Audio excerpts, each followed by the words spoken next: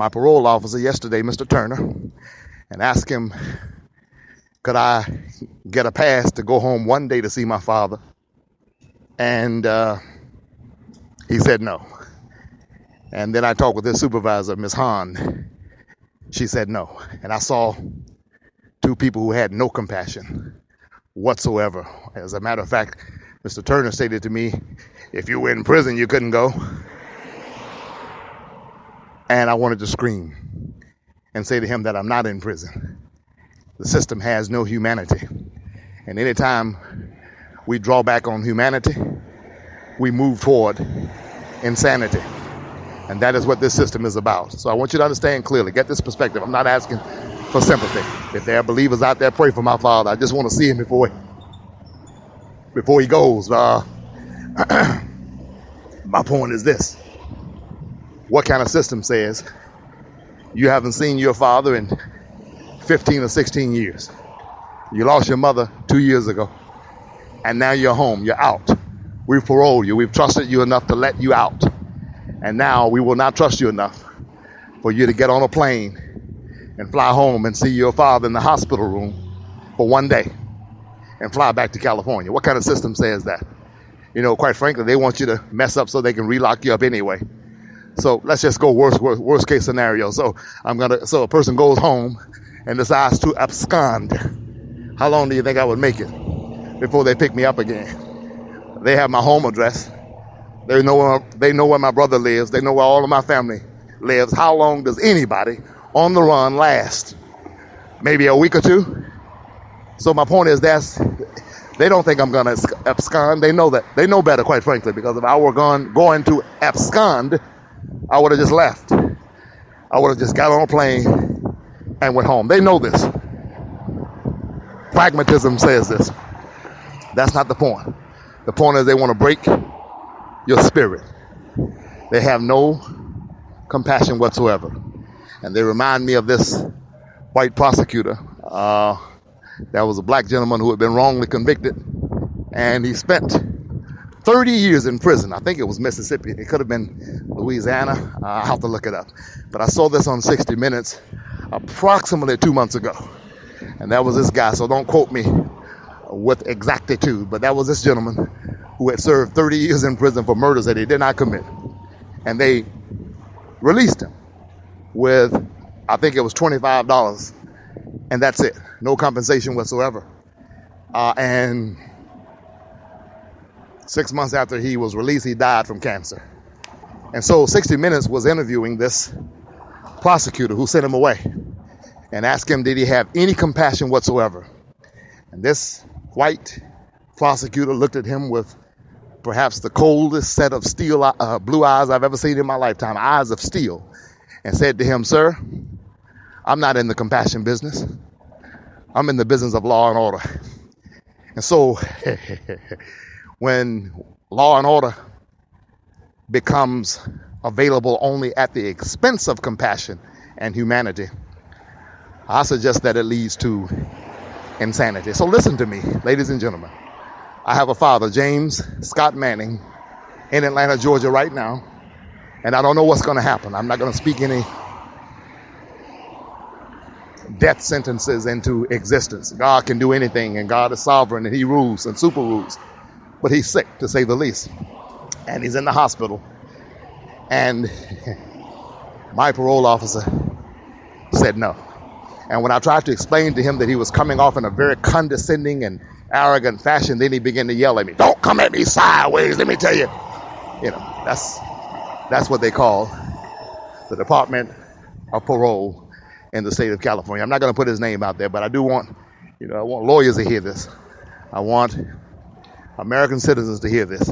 And keep in mind that in the 80s and the 70s, there were guys who had life sentences in prison who were allowed to go home to go to a funeral to bury their mother or their father, because the system was more pragmatic at that time. And they basically realized that if a man is locked away and he loses his mother or his father, he may kill somebody when he can't grieve.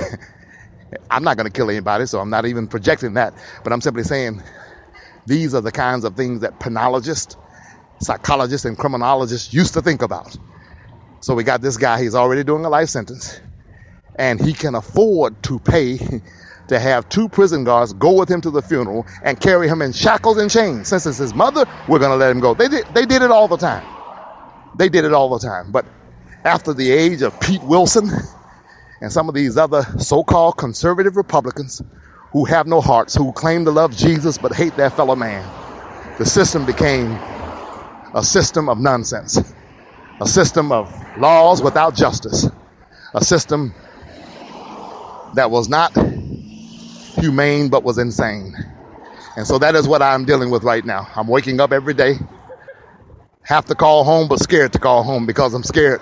I'm analyzing the tones of people's voices to try to figure out and read from their voice what's going on with my father, and pleading with the God of Abraham, Isaac, and Jacob not to let me get this close and lose him. So pray for me. But the point is, this is what we call justice. And I want anybody out there who's listening to me to just ask yourself, is this justice? Is this justice? Yes, we claim you raped somebody, okay? You say you didn't do it.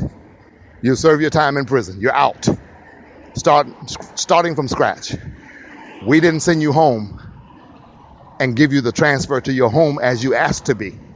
Now you're out 24 hours a day, okay, to go and do anything that you want to do. We tested you for drugs yesterday. There was no cocaine in your system. There was no nothing when they tested my system. And yet, we can't let you get on a plane and go home and tell your daddy that you love him. Is that justice? This is what drives me. I may not be able to do anything about my situation right now, but I prophesy that God's going to put me in a position where I'm going to be able to do something about somebody else's situation. Oprah said that sometimes God allows horrible things to happen to you so that you will never let it happen to somebody else.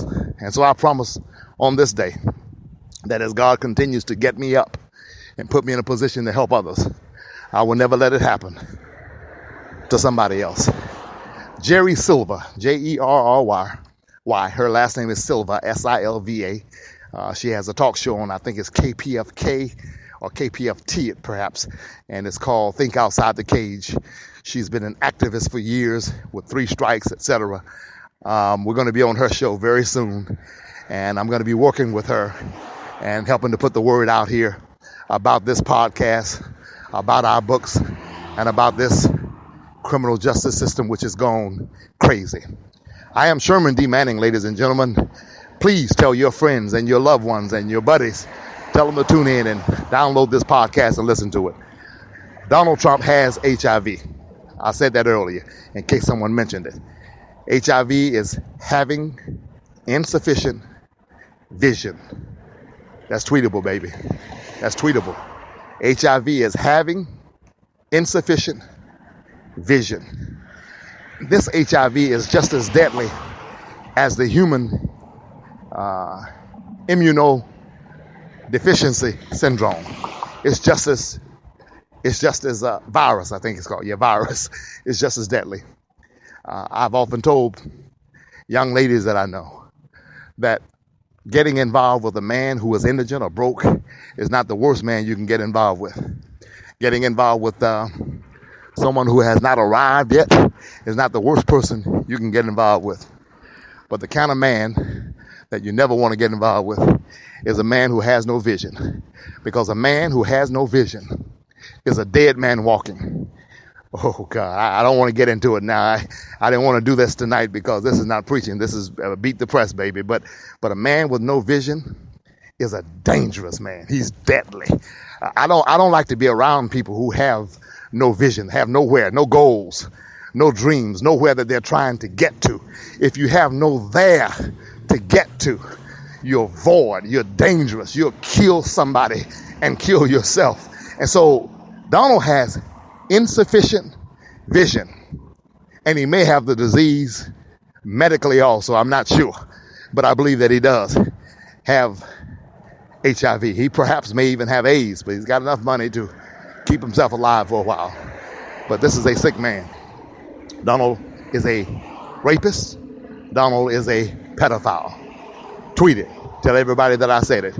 Listen, go to www.napsusa.org and take a look. That's N as in needle, A as in apple, P as in Paul, S as in Sherman, USA.org.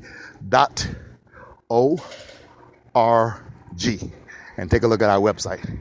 Tell everybody you know to get a copy of The Truth About O.J. Simpson, Race, Class, Money, and Justice. It is available at local bookstores. It is also available at Amazon.com. I am Sherman D. Manning, and I'm going to sign off for now. That's all for now. Keep hope alive.